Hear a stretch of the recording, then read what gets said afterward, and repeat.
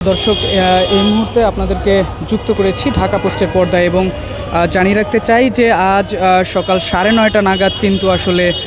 যে ডিএসসিসির উদ্যোগে ঢাকা দক্ষিণ সিটি কর্পোরেশনের উদ্যোগে রাজধানীর সায়েন্স ল্যাব এলাকাতে কিন্তু এই মুহূর্তে উচ্ছেদ অভিযান চলছে।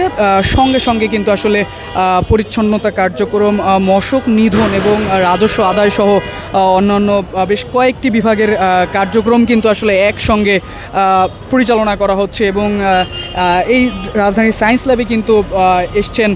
ঢাকা দক্ষিণ সিটির প্রশাসক আব্দুল সালাম এবং তিনি এসে আসলে মূলত এখানে যেমনটি বলেছেন যে আসলে বেশ কয়েকবার কিন্তু আসলে বিভিন্ন সময়ে উচ্ছেদ করা হলেও কিন্তু তারা এই শহরকে নিরাপদ এবং পরিচ্ছন্ন রাখার ব্যাপারে কিন্তু উদাসীন। ফলশ্রুতিতে কিন্তু তিনি যেমনটি বলছেন যাতে করে এই শহরকে সুন্দর এবং সুশৃঙ্খল রাখার জন্য মূলত ঢাকা দক্ষিণ সিটি কর্পোরেশন কে আসলে তথা প্রশাসনকে কিন্তু আসলে নগরবাসীকে সহযোগিতা করার জন্য কিন্তু অনুরোধ জানিয়েছেন এবং এর পরপরই আসলে যে অভিযান সেই অভিযান শুরু হয় এবং বৃষ্টিকে উপেক্ষা করেই আজকে ঢাকা দক্ষিণ সিটি কর্পোরেশন কর্তৃক রাজধানীর সায়েন্স ল্যাবে এই অভিযান কার্যক্রম পরিচালনা করা হচ্ছে এবং এই মুহূর্তে যেমনটি দেখছেন যে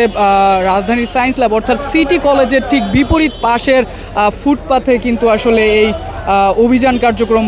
পরিচালনা করা হচ্ছে। লোডশেডিং কিংবা ঘরের বাইরের তীব্র গরমে ওয়ালটন রিচার্জেবল ফ্যান থাকলে থাকবে শুধু বাতাস আর বাতাস। জানিয়ে রাখতে চাই যে আসলে এর আগেও কিন্তু বেশ কয়েকবার এই রাজধানীর সায়েন্স ল্যাব এলাকাতে কিন্তু অভিযান কার্যক্রম পরিচালনা করা হয়েছিল, কিন্তু এটি কিন্তু আসলে এই কার্যকর হয়নি। পুনরায় আবারও ফুটপাথে কিন্তু আমরা দেখেছি যে আসলে আমরা দেখতে পেয়েছি যে আসলে ফুটপাথ দখল হয়ে গিয়েছে এবং আজকে ডিএসসিসির প্রশাসক এসে যেমনটি বলেছেন যে কোনোভাবেই কিন্তু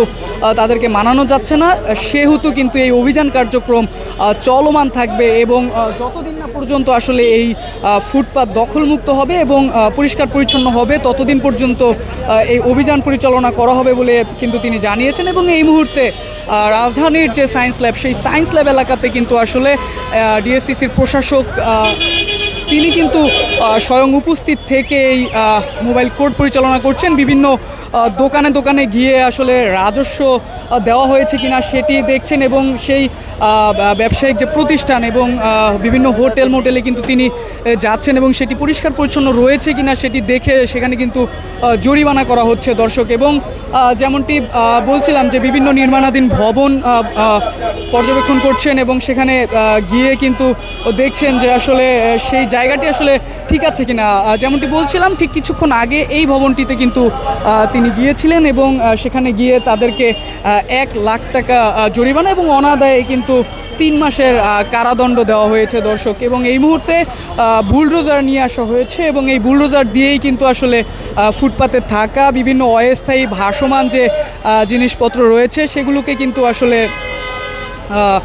উচ্ছেদ করা হচ্ছে এবং উচ্ছেদ করে ট্রাকের মাধ্যমে কিন্তু আসলে অপসারণ করে নিয়ে যাওয়া হচ্ছে দর্শক।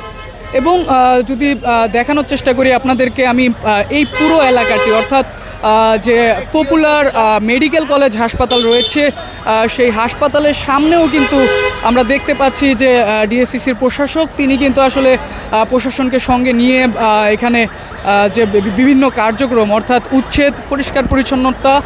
মশক নিয়ন্ত্রণ এবং রাজস্ব আদায় এই ব্যাপারগুলো নিয়ে কিন্তু অর্থাৎ ট্যাক্স পরিশোধ এই ব্যাপারগুলো নিয়ে কিন্তু তিনি স্বয়ং মাঠে এই মুহূর্তে যে অভিযান সেই অভিযান পরিচালনা করছেন দর্শক।